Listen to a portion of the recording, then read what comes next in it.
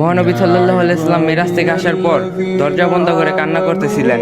তখন তার মেয়ে ফাতেমা রাদিয়াল্লাহু এসে জিজ্ঞাসা করলেন, আব্বাজান আপনার কি হয়েছে? মহানবী সাল্লাল্লাহু আলাইহি ওয়াসাল্লাম দরজা খুলে কেঁদে কেঁদে বললেন, মা আমাকে যখন জান্নাত দেখানো হলো তখন খুব ভালো লাগলো, কিন্তু যখন জাহান্নাম দেখানো হলো মা আমি সহ্য করতে পারলাম না। সেখানে শাস্তি এতই বেশি যে যা সহ্য করার মতো না। আর সে জাহান্নামে নারীদের সংখ্যা বেশি ছিল। আমি দেখলাম কিছু নারীদের চুলের উপর তুলে রাখছে আর নিচে আগুন জ্বলছে। তাদের চিৎকারে মনে হচ্ছে জাহান্নাম ফেটে যাবে, কিন্তু কোনো ফেরেশতা তাদের আগুন 1 মিনিটের জন্য বন্ধ করে না। তখন আমি জিবরাইল আলাইহিস সালামকে জিজ্ঞাসা করলাম, এদেরকে এভাবে শাস্তি দেওয়া হচ্ছে কেন? তখন জিবরাইল আলাইহিস সালাম বললেন, এরা হলো সেই নারী যারা পর্দা করে চলে না, যে নারী রাস্তাঘাটে চুল বের করে হেঁটেছে, যে নারী বেহায়াপনা করেছে। এসব শুনে ফাতেমা রাদিয়াল্লাহু বললেন, বাবা আমি নিজে পর্দা করি, তবু আজ থেকে এমন পর্দা করব যে সকল মুসলিম মা বোনেরা আমার মতো পর্দাশীল নারী হয়ে ওঠে। এই